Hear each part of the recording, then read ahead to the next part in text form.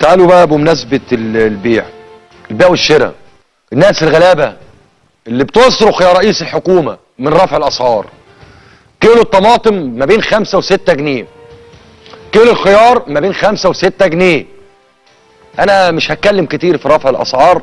تعالوا نشوف عدسة خط أحمر راحت أحد أسواق الخضار وراحت لفت عند جزارين اللحمة اللي راحت في نار، على رأي عم أبو كمال الجزار بتاعي بيقول له راحت النار خلاص، راحت في داهية، الكيلو عدى ال70 وال80 جنيه. تعالوا نشوف التقرير ونشوف الناس، يمكن حد في الحكومة يسمع الناس دي وياخد باله وان الاسعار دي تنزل، مع ان النهارده سمعت ان رئيس الحكومه بيقول ان الاسعار هتنزل من 10 ل 20% لمده شهر. ليه لمده شهر؟ برضه مش فاهمين ليه مش على طول، ليه ما يبقاش في احكام سيطره على الاسواق. تعالوا نشوف الكلام ده ونرجع تاني.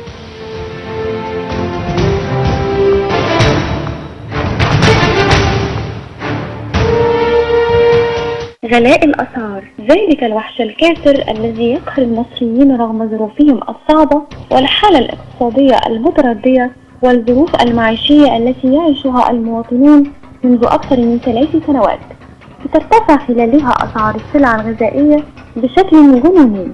ورغم تعاقب الحكومات جزءا من حكومة شقيق ووصولا لحكومة محلب، فلم تستطع كل هذه الحكومات ضبط إيقاع ارتفاع الأسعار، فالمواطن يشكو والحكومات تعد ولا تفي بوعده. كاميرا خط أحمر انتقلت إلى الأسواق لتكون داخل الحدث.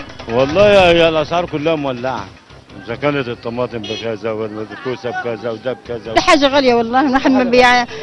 حتى الواحد أول كان الواحد في الأسبوع بس يجيب مثلا مرتين لحمة، دلوقتي لا بنضطر نجيب مرة عشان خاطر الظروف وكده وما بتسمحش يعني. كيلو اللحمة واخد بالك بكام دلوقتي عندنا؟ ب 60 جنيه. أنا عندي 5 عيال، هاكلهم ازاي كيلو لحمة؟ يا فين اللحمة أصلا؟ اللحمة أسعارها بقت مولعة، الناس الغلابة اللي زي حالاتي مش عارفين يجيبوها. أنا راجل موظف هجيبها ازاي؟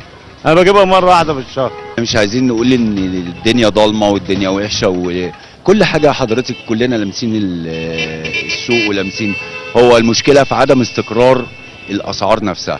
الأسعار مش مستقرة، حتى البياع نفسه من المصدر اللي بيجيب منه السعر مش ثابت، فبالتالي دوت بيعود على المستهلك. وفي اخلاق وفي ضمير وفي حب للبلد دي، البلد دي هتتبني وتبقى احسن بلد. بلدنا فيها فلوس كتير وفيها خير كتير وفيها كل حاجه حلوه، بس كله يرحم بعضه. السوق يعني كل واحد بيتصرف بمزاجه وبيرفع السعر زي ما هو عايز، وفي النهايه المواطن الغلبان هو اللي ضايع.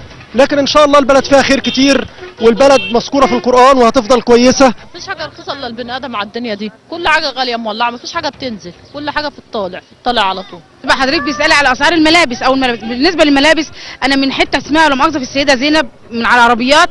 البنطلون لابني، انا معايا 4 اولاد، البنطلون ب 80 جنيه عشان اجيب لل4 عيال بنطلونين، ال4 بناطيل. شوفي بتتكلم قد ايه، والتيشيرت فيه ب 60 وفيه ب 50.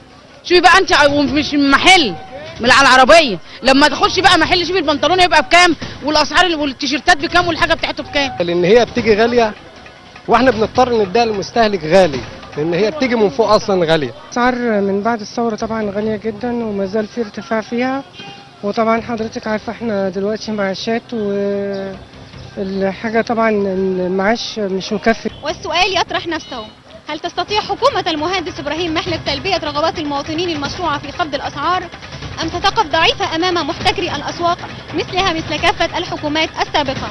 أسئلة كثيرة الجواب عنها في الأيام القادمة. هدير أشرف، خط أحمر، HTV.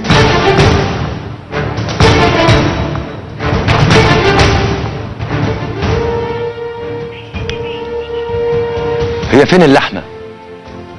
رد عليا يا حكومة، الشعب بيسألك هي فين اللحمة؟ الراجل بيقول لك ما بقدرش ادخل لحمة بيتي غير مرة في الشهر. انا راجل موظف على قد حالي. ست تانية، ست بسيطة، ست جميلة، ست مصرية، يعني هقول ايه؟ تقول لك عندي 4 عيال، البنطلون ب 80 جنيه. احنا عاملين تقرير بيتكلم عن كل حاجة، عن اللحمة والخضار واللبس وكل حاجة. البنطلون ب 80 جنيه، البس ال4 عيال البنطلون ب 80 جنيه منين؟ فين بقى وزير التموين اللي مقضيها مؤتمرات، اللي من يوم ما جه عامل زي مع الرباط وزيره الصحه الفاشله اللي اتشالت في التشكيل اللي فات، مقضيها لنا مؤتمرات كل يوم، مؤتمر صحفي كل يوم عمال يسجل مع قناه فضائيه. طب يا عم انزل الاسواق يا عم، انزلوا شوفوا الناس الغلابه دي بدل ما تدعي عليكم. معاكم رئيس حكومه ما بيقعدش في مكتبه 10 دقايق.